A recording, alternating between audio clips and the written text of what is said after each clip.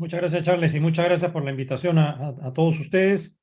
Es un gusto estar aquí con ustedes esta noche, esta tarde, y también expreso mis condolencias a la familia Velasco, ¿no?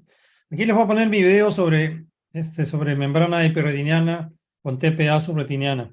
Este es un paciente que tenía, como ven ahí, una hemorragia macular.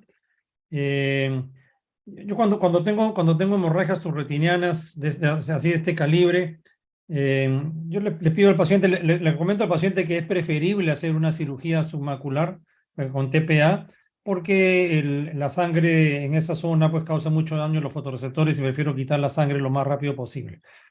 A mí me gusta empezar quitando siempre la membrana limitante interna, que van a ver aquí que en el video yo le pongo azul brillante a este paciente y le voy a quitar la membrana epimacular primero, porque creo que a veces cuando nosotros hacemos una punción de la retina para inyectar el TPA, podríamos estar desencadenando en el futuro que se produzca una membrana epimacular y que el paciente pierda visión. Entonces yo empiezo siempre sacando la membrana limitante interna, más que me entretengo un rato sacando esta membrana limitante interna, y después hago la punción, porque realmente el inyectar el TPA debajo de la retina no es tan complicado como uno creyera que fuera. Ahí van a ver como de todo el área donde creo que podría estar la ampolla que voy a formar, ¿no? Entonces le quito la membrana limitante interna de toda esa área, y bueno, ahí ven, es algo no complicado. Y después le inyecto el TPA subretiniano, ¿no? El TPA yo lo prefiero inyectar, lo pongo en la jeringa de aceite de silicona, con la que inyectamos aceite de silicona, y pongo una aguja calibre o 41 o 38, depende de la que tenga a mano. Prefiero la 41, pero no siempre la tenemos, o 41 o 38. Y pongo el líquido, o sea, los 12.5 microgramos en 0.01. Además, le pongo un poco de aire. Entonces, de esa forma, a la hora que inyecto el TPA subretiniano y además inyecto un poco de aire. Van a ver cómo es ahora cuando hacemos la inyección. Y siempre que hago la inyección, pues trato de buscar un sitio que haya declive hacia donde va a ir el líquido. Prefiero hacerlo en la parte superior para que el líquido vaya hacia abajo. Eh, y a veces es necesario hacer dos o a veces hasta tres funciones. En este caso solo hicimos dos. Bueno, ahí terminamos con la membrana limitante, un poquito largo la membrana. Ahorita pasa esto.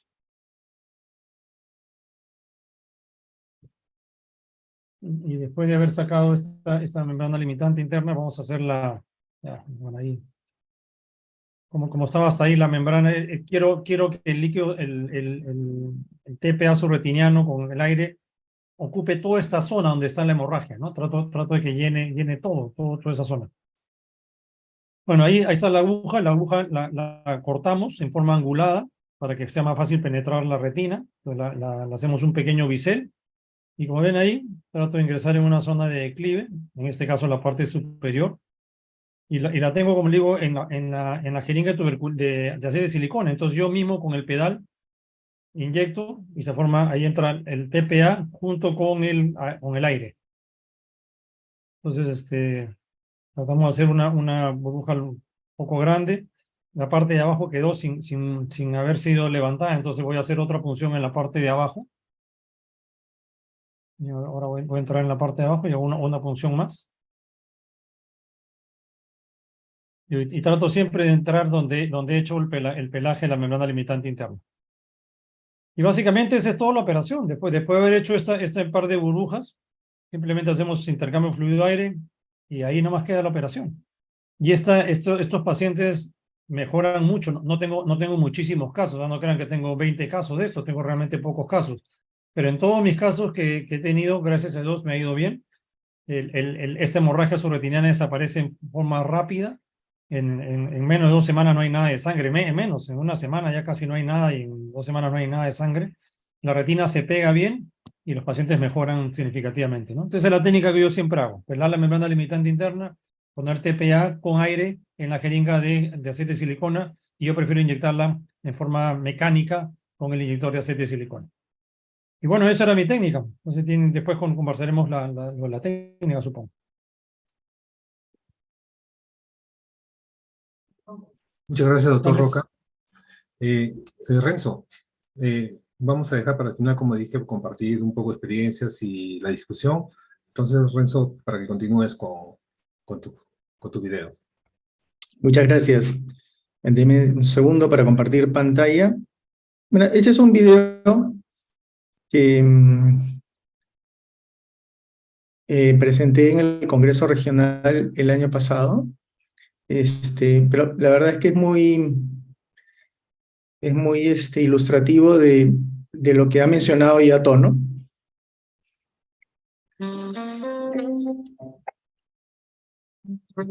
Son dos casos que presento. Esta es una hemorragia bastante extensa. Hago lo mismo que Tono, yo no hago un apelamiento tan largo. Sumit Sharma en el año 2017, creo, presentó en la academia que la razón del pelamiento era solamente para evitar la resistencia de la aguja calibre 41-38, para que no nos vayamos a ir hasta coroides. Ya en realidad Tono nos contará que hace una limitometría más grande. Y este es otro ejemplo donde vemos, por ejemplo, la extensión de la hemorragia. En la técnica, yo, además del aire y además del activador de plasminógeno tisular recombinante, le coloco antiangiogénico. Y hago una mezcla de los tres elementos.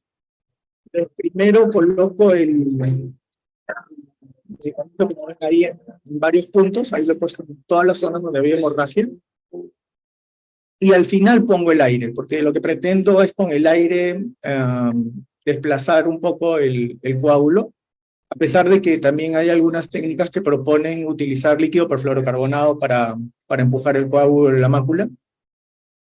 Y lo mismo que Tono, hago al final el intercambio, pongo gas, y con eso acabo la técnica. Hecho. Gracias.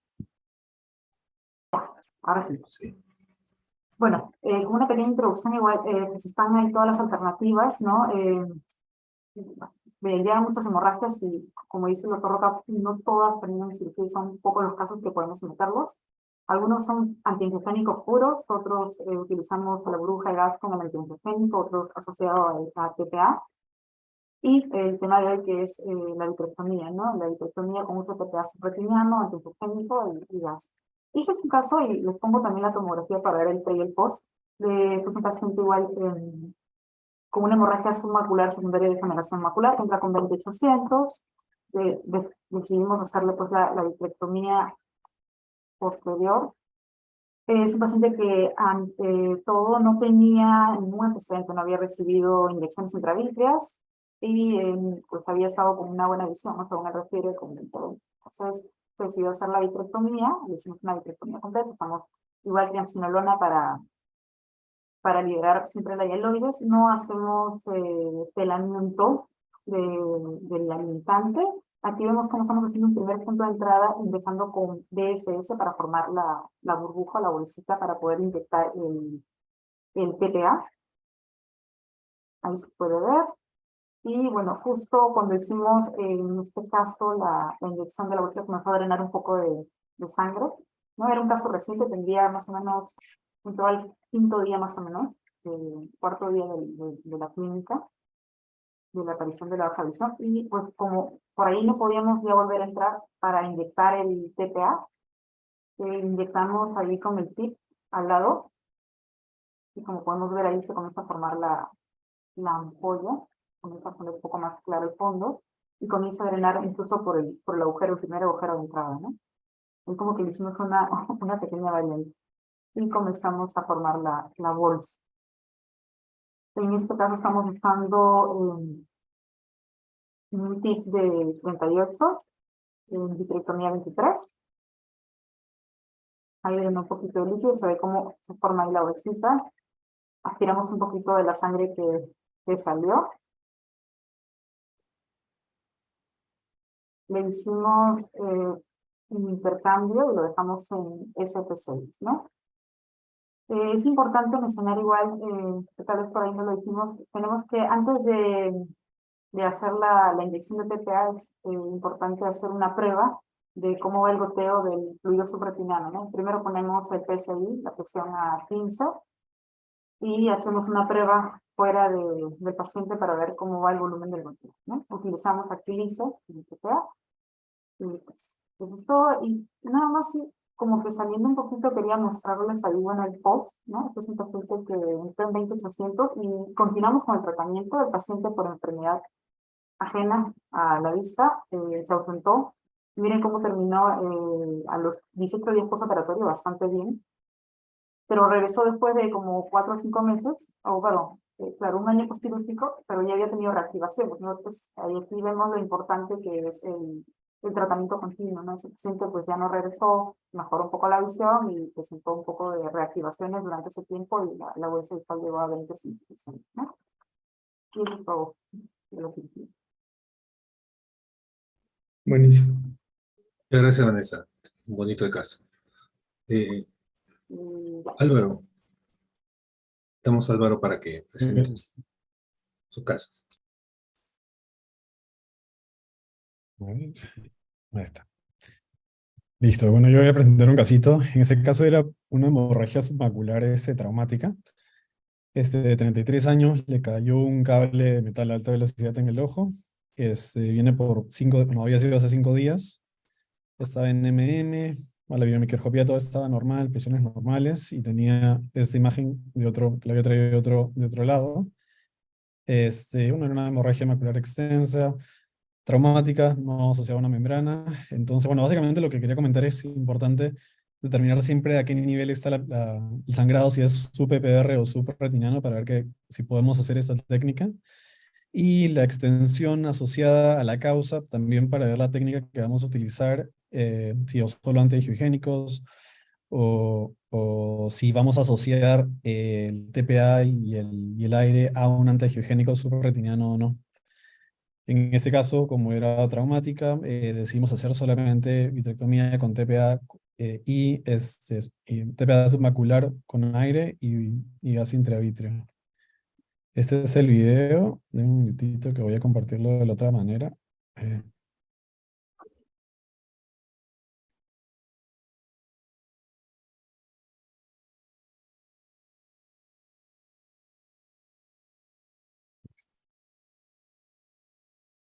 Listo. Ahí se ve, ¿verdad? Bueno, ahí básicamente lo que recomiendo, bueno, siempre, como decía Vanessa, siempre revisar el goteo. En este caso yo pongo un poco menos, yo lo pongo a 8 PSI. Siempre inserto la aguja, en ese caso fue con 38 gauge. Lo veo con el microscopio porque se doblan muy fácil. Yo no limito Rexis en este caso, no creo que sea necesario, era digamos, lo extrapolo un poco a una membrana grado 2, epirretiniana, como que no veo mucha necesidad de hacer una limitorexis previa. Como pueden ver, la aguja entra bastante fácil, y a la hora que colocamos una recomendación, o lo que me recomendaron hacer es entrar inyectando, ¿no? Y se puede ver realmente cómo apenas ya ingresa la parte subretiniana, se expande y hace ese cambio de coloración, el hematoma. En este caso coloqué 2 punciones, una en la parte inferior y en la parte temporal, buscando siempre los lechos donde haya mayor coágulo para que sea más fácil llegar a esa interfase. Igual que el doctor Roca también, me parece que ayuda un montón en las burbujas de aire subretinianas para generar ese espacio y poder desplazar más fácil la sangre del área submacular. En este caso, entraron solo un par de burbujitas, se me hizo un poco complicado poner más aire, se me iba toda la cavidad vítrea. Lo dejé con eso. Y al final sí prefiero colocar gas SF6 para ayudar con el desplazamiento. Este es el posoperatorio del primer día. Bueno, lo hice con el indirecto porque estaba con gas y no dejaba de ver con la retinografía. Pero comparándolo con la foto previa, se notaba que ya había un desplazamiento importante, una coloración totalmente distinta en la mácula. A los 7 días ya podemos ver un poco más. El desplazamiento había sido importante. En el OCT se veía solamente un pequeño nivel de sangre. A las 2 semanas se veía el área foveal ya totalmente libre. al mes posoperatorio la visión ya está en 20/40. En ese caso, bueno, como se trataba de algo traumático, felizmente no se acompañó de una fractura coroidea, o sea que tuvo un pronóstico bueno. Y podemos ver cómo se desplazó hacia la parte inferior la sangre, y a los 2 meses ya está teniendo una visión de 20/30. Y bueno, como sabemos, hay muchas alternativas, como el doctor Roca, el doctor Gañote y la doctora Luján, podemos optar por poner antiangiogénicos, colocar gas o aire en la cavidad, hacer limitorexis o no, ¿no? Y cada uno siempre va a depender un poco del caso que tengamos. Bueno, este es solo un casito de que no hay muchas diferencias en las técnicas, pero yo sí considero que la cirugía en estos casos va mejor que el TPA intravitrio en mi experiencia. Gracias, Álvaro. Excelente caso. Doctora Arana, algunas para empezar a entrar un poco el tema. Bueno, en principio, excelentes los casos y las presentaciones, felicitaciones, y siempre en ánimo de buscar, digamos, más aristas a esta situación, le preguntaría primero a los expositores, ¿hasta cuándo entrarían, por ejemplo, después de una hemorragia submacular? ¿Hasta cuándo dirían, tiene 2 semanas, tiene 3 semanas, entro a operar, todavía es viable esta cirugía? ¿No? ¿En qué tiempo estiman ustedes que hasta pueden entrar?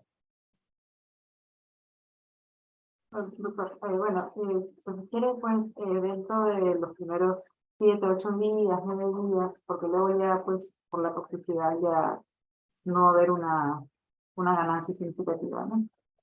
Yo creo que hasta 10 días, ¿no? 7 a 10 días. Sí, Yo yo también creo que opino- cuanto antes entre, mejor, o sea, lo antes posible. Y uno le ofrece la alternativa, apenas ves al paciente, le ofrece esta alternativa. No todos lo toman, porque hay pacientes que tienen miedo y no lo toman, pero yo se los ofrezco de primera mano, ¿no? Yo creo que es mucho mejor sacar esta sangre subretiniana lo antes posible. Pero, por ejemplo, si llega un paciente que tiene 2 semanas de haber ocurrido la pérdida de la visión y te llega ahí con la hemorragia, ¿tú entras a operarlo? Sí, sí entro a operarlo, pero le digo que el pronóstico ya no es tan bueno, pues. El pronóstico es malo, pero sí entro a sacarla. Prefiero sacar la sangre lo antes posible igual. Gerardo, Dime. bueno, cuando yo me formé, mi jefe decía que después de 24 horas, sacar el coágulo no era tan buena idea, porque decía él que ya en 24 horas había un daño significativo. Después por ahí aparecieron algunos papers que decían que uno podría hacerlo hasta 2 semanas después. Y ahora hay un metaanálisis de Juan Lee, creo, del 2022, que dice que siempre es mejor sacar el coágulo, digamos, en aras de conseguir mejor visión que dejar el coágulo o la hemorragia masiva submacular. Y en ese metaanálisis, si no mal recuerdo, establecen un número de diámetros de papila de área de sangre para decidir si con la técnica ¿cómo se llama?, de desplazamiento está justificado entrar a operar, pero no en base al tiempo, sino en base a la extensión. Sí, yo opino igual. Yo creo que también, bueno, como el estudio de Mackner, a los 24 días habían cambios en los fotorreceptores, y a las 2 semanas en teoría ya casi una abolición de las capas externas, pero hay reportes efectivamente que en 2 semanas que han recuperado una visión importantísima, y también va a ser más fácil desplazar el coágulo a las 2 semanas. Incluso tal vez podríamos optar por algo un poco menos invasivo y colocar gas, hacer un desplazamiento con gas y TPA intravitrio a las 2 semanas, y podría haber un desplazamiento mucho más fácil por la lisis del coágulo, ¿no? Natural. Quizá entraría con otra pregunta. Una hemorragia más grande que en la tomografía no permite ver si hay una membrana neovascular, y en qué casos, yo preguntaría acá, ¿en qué casos ponemos, además de TPA, ponemos también anti-VEGF? Bueno, si no sabemos la causa, bueno, examinando el otro ojo, bueno, de repente ahí sí estaría un poquito complicado, pero viendo más o menos los antecedentes, ¿no? Si tiene más para degeneración macular, de repente viendo el ojo contralateral y los antecedentes, pues sí le colocaría. Igual no le va a hacer daño. ¿En el mismo día de la operación, Vanessa, o le pones antes? Es que generalmente hasta que el paciente se vaya a operar, como se toma el triquirútico, entonces llega el primer día y de repente ese día se le puede poner el antiangiogénico si se toma la decisión, y hasta que se opera, pues de repente al día siguiente o los 2 días, ¿no? Que tiene el triquirútico. Generalmente además son pacientes que están usando de repente antiagregantes plaquetarios, entonces también hay que hacerlos como que un par de días a veces de preparación con los triquirúticos. Vanessa, una pregunta. ¿Has probado tratamiento con intravítreo pero sin inyección submacular?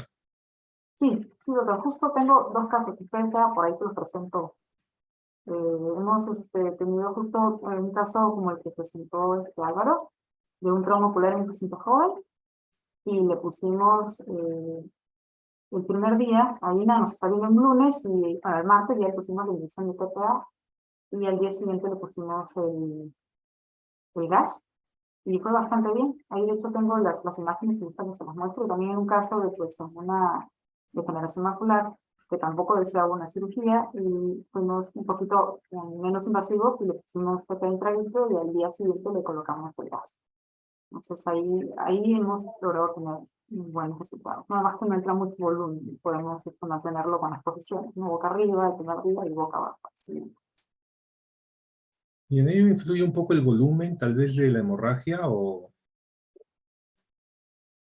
es para poder hacer esta técnica? Eh,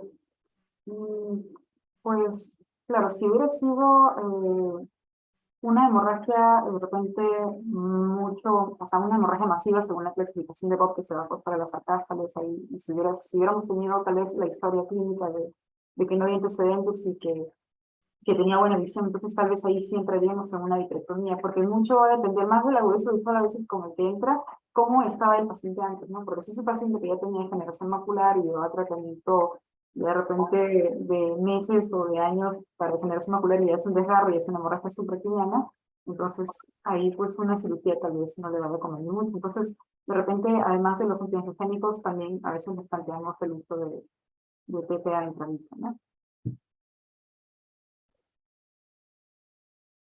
Gerardo, ¿me permites una pregunta? Por favor, adelante.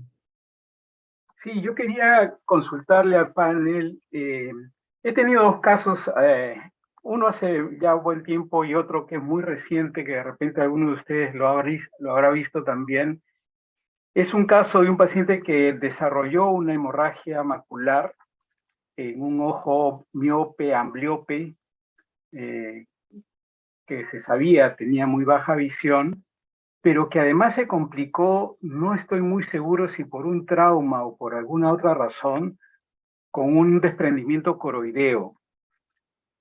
El desprendimiento fue confirmado como seroso, no había sangre ahí, pero sí había una hemorragia macular importante.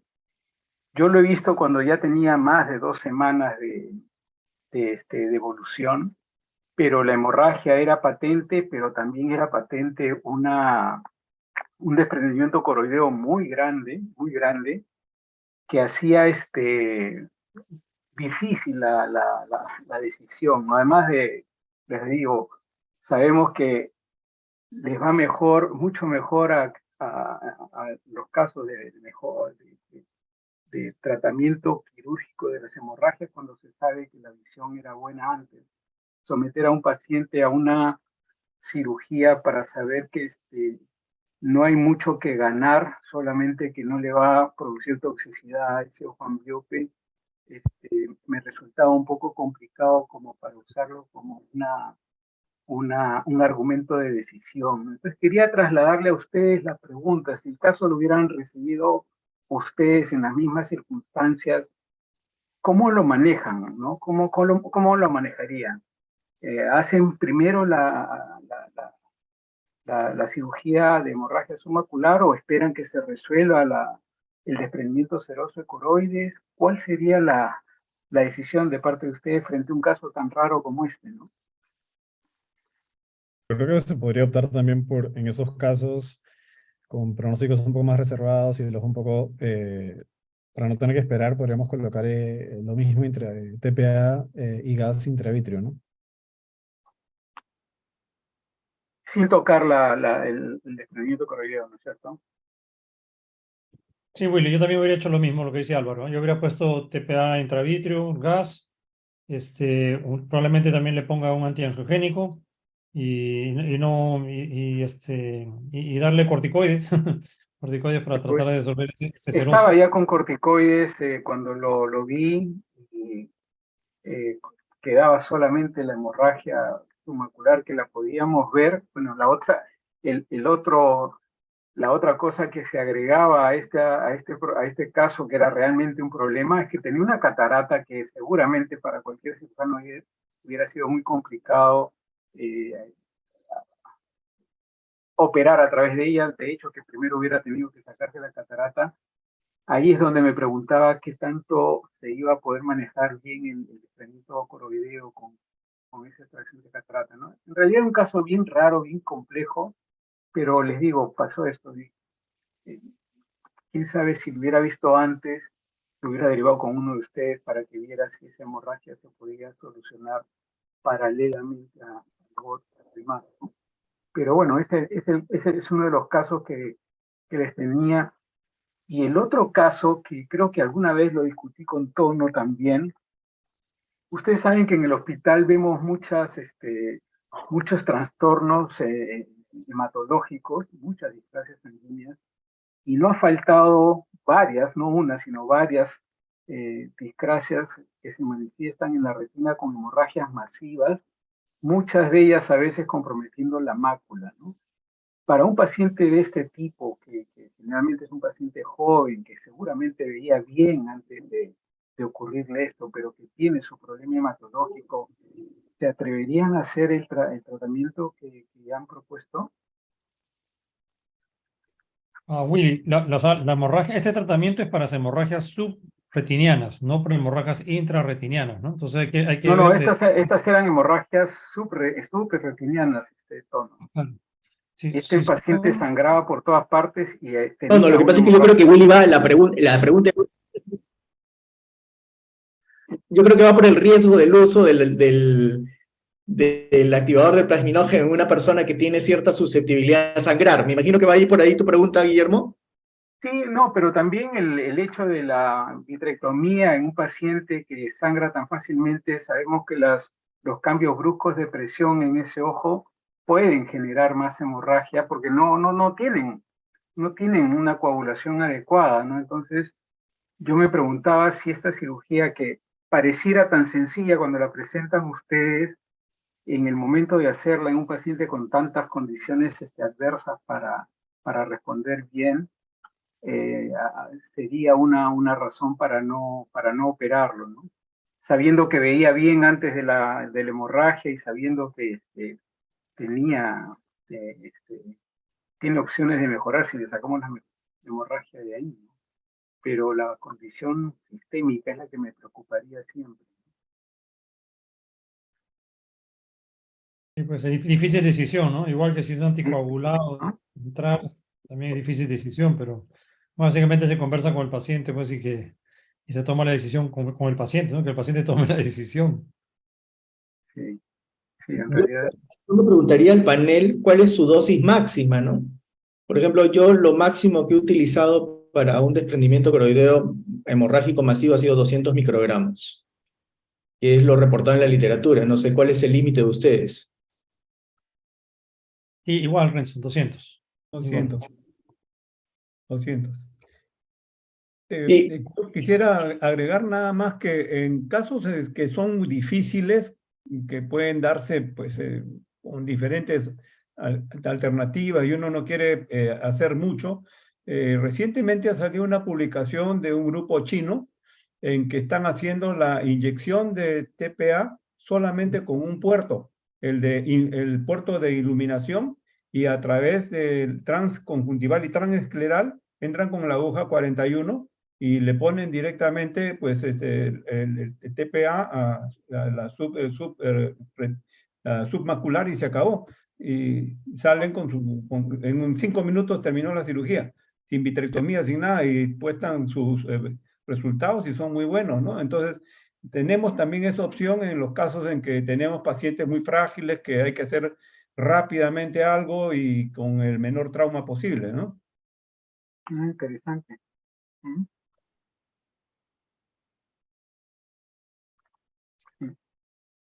Bien, gracias. En caso de pacientes, por ejemplo, que hayan tenido una cirugía por retinopatía diabética, hipertensos, uno en la operación logra hacer la hemostasia, ¿no? Pero a veces cuando salimos y nos encontramos que el paciente ha tenido una crisis hipertensiva después en la noche, ¿no? Para el día siguiente, esto sucedió con un paciente y se llenó, pues, el espacio subretinal de sangre, sangró el borde, ¿no? Y se llenó el espacio subretinal.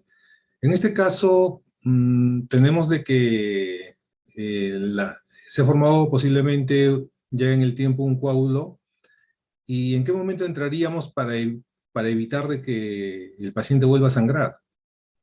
O sea, para diluir, porque yo lo que hice en ese caso fue poner TPA, pero lo puse intravítrea con gas, y al desplazamiento, al nivel de las arcadas se formó una especie de fibrina, ¿no? Que produjo tensión hacia la zona central. En ese caso, la pregunta es, ¿hubiera sido mejor entrar y ponerlo subretinal? Tal vez hubiera vuelto a sangrar el paciente. ¿Qué podríamos hacer en ese caso? Doctor, ¿era un paciente con retinopatía diabética, comentó? Sí, que sangró después de la operación y la sangre digamos, se colectó en el polo posterior, ¿no? En el área macular. La pregunta es, entrar con TPA, digamos, bueno, no entramos tampoco inmediato, fue después de una semana. Tal vez también por eso el desplazamiento y la formación de fibrina fue mayor. El polo posterior un poco que se liberó, pero en los bordes, a nivel de las arcadas, se formó como fibrina, ¿no? Que producía un poco de tensión en la zona. La pregunta es, en estos pacientes, ¿cómo lo manejamos, ¿no? O sea, para liberar, digamos, la zona y tener, pues, un resultado mejor. Yo creo que tal vez entraría más bien a hacer una revisión, si es una hemorragia diabética por un paciente diabético. Y bueno, para que, como dijiste, no se forme esa fibrina, ¿no? En lugar de colocarle en ese caso TPA. Porque no es una hemorragia subretiniana, ¿no? Es un paciente diabético. Entonces, creo que haría una revisión si espero que no se aclare en un tiempo. Okay. Renzo, ¿tú qué opinas? ¿Qué harías en ese caso? Es una excelente pregunta, porque, bueno, en principio, digamos, lo que me pasa a mí es que, y soy bien sincero, no sé, el 60% de mis pacientes, más o menos, tienen alguna expresión de hemorragia vítrea o de hemorragia en cavidad vítrea, perdón, las primeras semanas. O sea, yo tengo una estadística muy alta y no se necesita mucho sangrado, porque usualmente como la cavidad está llena con solución, rápidamente se ensucia esa solución y no me permite ver el espacio, el espacio de la cavidad vítrea y por tanto ver la retina. Entonces solamente puedo conseguir ver, digamos, el coágulo que está aplastado atrás cuando hay una hemorragia perisilicón, cuando obviamente el ojo está lleno de silicón. Entonces, pero yo normalmente cuando me sucede eso, en cerca del 50% de mis pacientes, espero. Nunca, y no tengo la experiencia, de haber utilizado activador de palmirógeno tisular recombinante para manejar las hemorragias post cirugía de vitrectomía para diabético. Normalmente lo he utilizado solamente en hemorragia submacular y en hemorragia, en desprendimiento coroideo hemorrágico. O sea, es que si la sangre se va debajo del espacio subretinal, en el polo posterior... Ahí sí lo consideraría. Ahí sí, ¿no? ¿En qué tiempo más o menos? Mejor dicho, ahí sí consideraría entrar cuanto antes, porque ahí cosa que no me ha pasado, no he tenido yo tampoco la experiencia. Normalmente lo que suele ocurrir es que de donde has cortado membranas y has hecho un montón de cosas, sangra hacia la cavidad. No he tenido tan mala suerte de que he operado al diabético y la sangre se me ha ido debajo de la retina, digamos, por producto, por ejemplo, de la crisis hipertensiva que tú mencionabas al comienzo, ¿no? Y no porque no sea posible, porque a veces en los desprendimientos de retina traccionales, a veces se te hacen regmas y se te puede ir sangre debajo de la retina. Pero no me ha tocado esa experiencia de tener hemorragia submacular en mis casos. Pero si me tocara, y lo manejaría igual que una hemorragia submacular. O sea, igual entraría a colocar TPA debajo de la mácula para tratar de mover ese coágulo. Charles, hay el chat, hay dos Una pregunta. preguntas. Sí, hay una pregunta de, bueno, LT dice: buenas noches, pregunto 1. ¿Se ha recomendado no asociar antiangiogénico a aflibercept y TPA? ¿Qué opinan al respecto? No sabía. Sí, bueno, mencionan que al final hay una inactivación si están los dos juntos, ¿no? Pero algunos autores dicen que esto es cuando se utiliza el medicamento, o sea, el TPA, o sea, el TPA intravíteo con el antiangiogénico. En este caso, sí se utilizaría el Eylea. Entonces, la mayoría de consensos o lo que recomiendan es colocar otro antiangiogénico, poner Avastin o Lucentis, y ya en los siguientes meses pues, colocar aflibercept, ¿no? Pero más lo mencionan cuando se coloca a nivel intravíteo, ¿no? Sí, hay una inactivación. Gracias, Vanessa. Y la segunda pregunta que nos hace es: durante la inyección de TPA, si no llega a la zona macular, ¿se recomienda no aplicar una segunda dosis? Dice, más por la toxicidad. ¿Se refiere como que pones la ampolla y no llegó o sea, se desplazó para el área periférica? En ese caso, Si no llega a la zona macular, sí. Claro, en ese caso es algo que también me faltó comentar. Cuando estás inyectando el TPA, un tip que es muy útil es bajar la presión de difusión de la infusión de la cámara vítrea. Cuando tú tienes la presión, bueno, yo en ese caso, en ese video lo bajé a 15 más o menos, y en teoría eso ayuda a que el líquido, el TPA en este caso, diluido, se distribuya de manera, o sea, se distribuya de manera horizontal. Cuando tú elevas la presión de infusión de la cámara vítrea y estás inyectando, se abre más la burbuja hacia arriba. Y es una manera de poder guiarte de alguna manera para que se distribuya horizontalmente. Y otro detalle es, ahí, en mi caso, yo prefiero inyectarlo en la bolsa donde hay un coágulo. De esa manera se va a poder desplazar por todo el área ya levantada por el coágulo. Incluso hay experiencias que mencionan hasta cuánto usar de presión mientras que se está inyectando. Dicen, por ejemplo, si hacen separada la inyección primero del TPA, utilizar presiones de infusión de más o menos 15 milímetros de mercurio. Y cuando se comienza a usar ya, a inyectar el aire, bajar a 10 milímetros de mercurio. Es lo que sale en estos artículos, ¿no? Pero lo cierto es que hay que bajar las presiones de infusión para que haya también más facilidad de que se pueda levantar y desprender la retina, ¿no? Y sobre la segunda dosis, para poder llegar a la zona macular, ¿se puede aplicar? Bueno, Renzo nos dijo que sí, ¿no?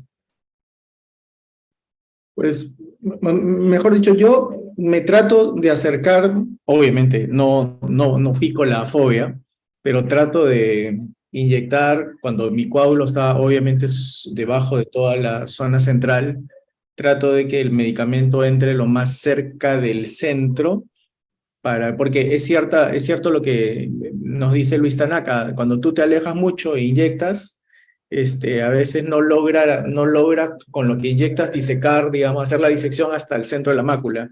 Entonces necesitas seguir inyectando en varios puntos, ¿no? Se supone que tú la cantidad máxima que has puesto en tu cánula de inyección, digamos, está calculada para no pasarte de la dosis. Entonces, lo que has colocado dentro de la cánula de inyección la puedes distribuir a lo largo de todos los puntos que quieras inyectar. Claro está que no vas a inyectar varias veces, vas a inyectar solamente lo que necesitas. Es importante ahora que has tocado dosis, que tú inyectas, me dices 12.5, o creo que Tono decía que inyectaba 12.5 microgramos. La dilución es aunque 12.5 en 0.1, pero máximo 200 microgramos, sí. Así es, aunque hay artículos que mencionan que se van hasta 25 microgramos, ¿no? O sea que hay una variedad. ¿Tú qué opinas al respecto? ¿Y por qué escoges 12.5 y por qué no 25? Dado que esos son algunos de los rangos que se encuentran en la literatura. ¿Alguna preferencia?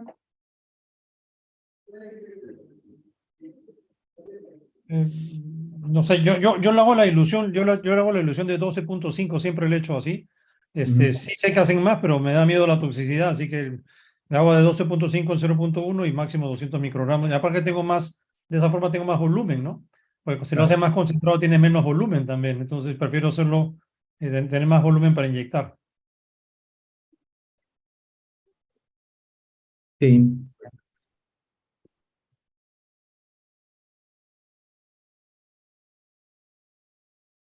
¿Alguna vez han necesitado repetir TPA y en cuánto tiempo de diferencia, por ejemplo, en alguna lesión, después de la primera inyección? Nunca he hecho 2 veces la cirugía en un mismo paciente, nunca. Tampoco. Yo creo que si no resultó, hacerle otra un poco difícil, ¿no? Si no resultó, la siguiente vez le pone su burbujita y su antiangiogénico y nada más. Ujú. El diagnóstico por el cual, obviamente, ¿no? Según la información que tenemos es de que la mayoría de pacientes que tienen degeneración macular o membrana neovascular, el pronóstico siempre va a ser pobre, ¿no? Y en el caso, o sea, no hay diferencia entre colocar el TPA o no. Lo que sí es de que los que se han sometido a esa cirugía van a tener menos pérdida de visión severa. Es la única diferencia, ¿no? Pero en los otros pacientes, los otros diagnósticos creo que sí vale la pena, ¿no? Porque si la zona macular está indemne, lo más probable es que el desplazamiento sí permita recuperar una mejor agudeza visual, como en el caso que han presentado los traumatismos, ¿no?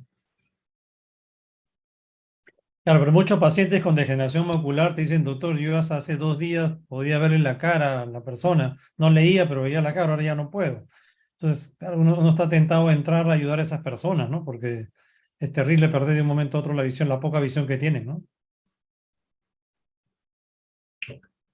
Y las limitaciones en estas técnicas, ¿cuáles las que se han podido encontrar alguna, ¿no? ¿Alguna limitación? El costo, son cirugías caras. Exacto, el costo, El costo es limitante. pues suma mucho el medicamento. Ujú. Y bueno, y los resultados, ¿no? Al final es la decisión. Creo que el primer día que llegan, tomar la decisión es para lo que van a tal vez obtener uno, que creo que eso es lo más difícil. Y de repente la posición, ¿no? Bueno, lo bueno es que como se llena toda la cavidad, entonces pueden estar distintos resultados, ¿no? No necesariamente todo el rato bajo, porque son pacientes muy generalmente mayores, operados a veces a la columna. Tal vez eso, ¿no? Bueno, también se han descrito resangrados, ¿no? Incluso creo que hasta el 10-11% en los casos de cirugía, ¿no? Entonces sí, también hay que comentarles eso a los. Una cosa que puede funcionar es aprovechar la propiedad de flotabilidad del gas cuando el paciente no puede mantenerse boca abajo, digamos, en vez de dejar el ojo lleno de aire, digamos, dejar gas que aumente la tensión superficial máxima y entonces con la mirada en 45 grados boca abajo permitir que esa tensión permita de la misma manera desplazar el coágulo. No sé qué piensan. Sí, sí, me parece bien. Y si no, a veces algunos pacientes no los pones boca abajo, no los pones de costado también y funciona, sí funciona. Yo quería preguntarles algo, de repente en el post quirúrgico, los primeros, o sea, las primeras horas nos están boca arriba para que haga un poco efecto del TPA, como describen algunos, o de frente ya salen de la boca abajo. No, yo no, porque le pongo con aires de una vez, los pongo, no los dejo. Boca arriba un rato. Ujú. Yo tengo una pregunta, me gustó ese corte de la puntita de la cánula 38. ¿En la práctica funciona? O sea, ¿encuentras que hay diferencia cuando le haces ese como pequeño bisel? Sí, entra muchísimo más fácil. De verdad Sí. que entra facilito. Yo lo hago siempre, ¿ah? Sí, yo he visto varios videos en que antes de entrar todos agarran y le hacen el bisel, el corte de bisel. O sea, es como práctica común. Ujú. Y yo una pregunta quería hacer, si es que colocan el TPA intravítrea, ¿hacen alguna variación en la dosis? Ahí son 50 microgramos. Son 50 microgramos. La dosis intravítrea. Que entra justo en 0.05 mililitros. Correcto. Ujú. O sea, sale haciendo la misma dilución, ¿no? 12.5 más o menos de 0.1, ¿no? Más o menos lo mismo. Sí. Ujú. ¿Alguno del panel tiene porque siempre colocar el TPA, bueno, cuando no sé si a usted le pasó la primera vez que lo usaron, tenían un poco de miedito de colocar el TPA y que te vaya a hacer el paciente un accidente cerebrovascular. El otro día cuando revisábamos con mis fellows el tema del tratamiento de las oclusiones de arteria y se utilizó lo mismo, me recordaba el fellow que en el estudio Eagle, creo, se suspendió justamente el uso del mismo fármaco para oclusión de arteria por las complicaciones que ello significaba.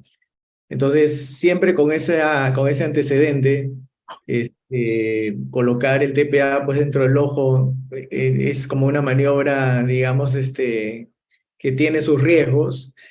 Entonces, mi pregunta iba a si ustedes hay alguna condición médica que ustedes definitivamente no considerarían para, un poco como lo que decía Guillermo Arriba hace un rato, ¿no? Un paciente con una discrasia sanguínea, no sé si lo someterían porque esperarían liberar la mácula o priorizarían la vida del paciente o la condición médica. Por ejemplo, yo en un agudo de miocardio de 6 meses de evolución o accidentes cerebrovasculares de menos de 6 meses de evolución, así viniera con una hemorragia submacular importante, no le colocaría ¿no? No sé si digamos, es muy racional mi decisión, pero no lo haría. Mira, yo creo que lo que también te has hecho la respuesta, ¿no? Que si primero es la integridad del paciente. También se ha colocado el uso de TPA, por ejemplo, con oclusiones de la arteria central de la retina no vasculíticas. Entonces, pero se ha visto de que hay un porcentaje también de accidentes cerebrovasculares asociados a eso. Entonces, el buscar resolver la isquemia, la vasculitis por la arteria retinal versus la posibilidad de un stroke, entonces yo creo que hay que ver qué cosa es lo que hay que hacer, ¿no? Ahí yo creo que la respuesta cae por su propio peso. Ujú. La idea de masajear la mácula con líquido perfluorocarbonato, ¿alguien la usa de rutina? No, yo no. No. Creo que finalmente, una vez que saques el líquido pesado, va a regresar todo a por el estado, ¿no? Claro, la idea era que eso permite, vamos a decir así, hacer como un shaking de la zona, digamos, para hacer que el coágulo, porque es cierto que a veces el coágulo parece que estuviera todavía medio coagulado, por decirlo, porque ten en cuenta que el fármaco todavía no ha actuado, van a tener que pasar algunos minutos, ¿no? Entonces, esa es, digamos, la hipótesis de cómo funciona. Lo preguntaba porque a alguien de nosotros, no sé si Charles, creo que lo ha usado en alguna maniobra. Creo que para eso te ayuda el aire, ¿no? El aire que vas a colocar es subretiniano también para que haga un poquito ese movimiento del coágulo, para que lo Sí, pueda... el aire, ¿no? O sea, en realidad, yo en la oportunidad que en este paciente lo que le dejé fue gas, ¿no? Entonces, para tener un poco más de tiempo, pero en realidad, fue intravítreо, ¿no? No entramos de nuevo con el paciente, no quería entrar, entonces decidimos colocarle intravítreо y gas, ¿no? Entonces, en la zona central como que se liberó, pero en los bordes se formaron unos pliegues fibrosos, ¿no? Que luego terminaron tensionando la retina central incluso. Entonces, por eso, y era un paciente que lo operamos, le hicimos una relajantes, y los bordes comenzaron a sangrar, y la sangre se fue detrás de la retina, ¿no? Hasta el área macular. Entonces, por ese motivo, bueno, intentamos eso, ¿no? Y el volumen era importante, eso también, ¿no? Era importante. Otra pregunta que me interesó, porque otra cosa que me gustó fue esto que mencionaste, Tono, de usar la cánula de inyección de aceite de silicón. A mí me gusta usar esta cánula de microdose que vende MedOne, que te permite en un espacio mucho más pequeño ingresar y mezclar el medicamento, pero no siempre se tiene la cánula de microdose, entonces tienes que usar lo que tienes. Y una de las cosas que me ha pasado y me metió el susto de la vida es que como en los espacios de vamos a decir, de la jeringa es mucho más grande, entonces es más difícil controlar, digamos, la mezcla, ¿no? Entonces yo, por ejemplo, quería poner aire una vez y le metí mucho aire y el aire, por una cuestión de flotabilidad nuevamente, se fue hasta arriba, hasta ahora Serrata. Y me dio la impresión de que se iba a romper la retina, ¿no? Porque rápidamente decoló la retina, la desprendió y sube el aire y se queda atrapado entre la retina y la hora Serrata y se hace como una bolsa de retina superior. Y la verdad es que me asusté bastante, pero al día siguiente no había nada, se había vuelto a respirar el aire. Entonces, no sé cómo te va a tono con el uso de la jeringa regular. No, de verdad que me va bien, ¿ah? Y hago lo que ustedes dijeron ahí, o sea, la pruebo antes. O sea, antes lleno la jeringa y veo el goteo que quiero, la pongo lo más bajo posible, ¿ah? La creo, yo no les comenté cuánto era porque no me acuerdo cuánto, pero es lo mínimo que se puede inyectar. Lo hago lo más despacio posible. Y bueno, y me ha ido bien así, ¿no? Y en cuanto a la cantidad de aire, ¿cuál sería la recomendable? El tema. No, es poquito nomás, un poquito de aire para que se levante nomás un poco, no hay una cantidad, sino que se levante un poco la mácula nomás. Ese es el tema, porque no sé, Álvaro, si tú has encontrado, pero yo he buscado en la literatura, todo el mundo habla de las dosis, no sé, de bevacizumab, la dosis del TPA, pero nadie dice el volumen de aire inyectado. No sé si alguien ha encontrado literatura que proponga volumen de aire sugerido. No, pero yo sí coincido en que debe ser poco, no tampoco como me salió en el video, pero colocar digamos que ocupe tal vez la mitad del área macular, porque incluso si salen burbujas más pequeñas, tal vez mejor porque va a poder agarrar menos elevación y más área. Y lo que quieres es que haga efectivamente ese licuado y ese espacio para que desplace. Pero el miedo también es que levante mucho y pueda generar un agujero macular. Entonces, también no me gusta levantar tanto la mácula, ¿no? Ujú. ¿No les ha pasado alguna vez que en la curva de aprendizaje, colocando la cánula, no sé, a ti, Vanessa,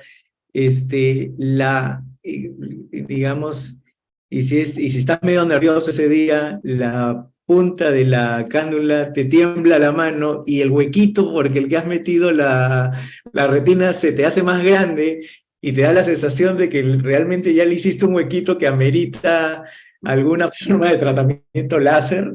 No sé si a algunos les ha pasado que el hueco se les ha hecho más, se les ha quedado medio dilatado, por decirlo de alguna manera.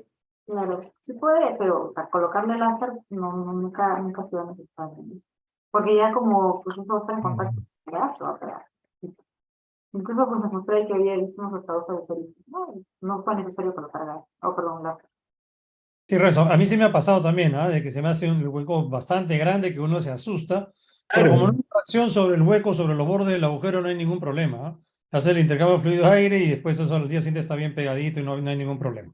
Así que no es necesario poner el láser. ¿alguna preferencia entre usar C3 y C3F8 o SF6? Yo prefiero SF6 cuando uso gas, SF6. Creo que perfecto. se me da rápido. Ujú. Igual. Salvo que el paciente también no pueda guardar muy bien la posición, ¿no? Y ahí preferiría un gas que se mantenga más, un poco más volumen, más tiempo, ¿no? Es que la respuesta al TPA es tan rápida que uno no necesita un tamponamiento muy largo, ¿no? Así Hasta es. podría usarse aire, incluso. Sí, sí. Ujú. Muy bien, no sé si hubiera otra pregunta de los presentes o del panel. Bueno, no sé si, bueno, como la mayoría de los pacientes, no sé si les ha pasado que, bueno, estos los casos que vimos han sido básicos y algunos han tenido, pues, un poquito de catarata, ¿no? A veces se repite cortical, denunciar, pero tienen, o sea, ¿prefieren hacerles una FACOVIT en ese caso o prefieren tratar la emergencia de la habitación? Mm, En pacientes que tienen una catarata, pero que les deja ver, ¿no? Porque al final, Yo, Vanessa, prefiero no tocarle la catarata en esa cirugía. Yo prefiero dejarla para otro momento. eh, Y yo creo que es mejor esa situación porque el paciente, pues, el sentir que va a operarse catarata ya le entra como que va a ver mejor de todas maneras y pueden haber expectativas inmediatas que no se van a dar. Así que yo creo que es mejor separar. Esto hay que ver cómo evoluciona primero la mácula, ¿no? pero hay cataratas y cataratas, ¿no? Porque si vas a picar la retina, tienes que ver muy bien.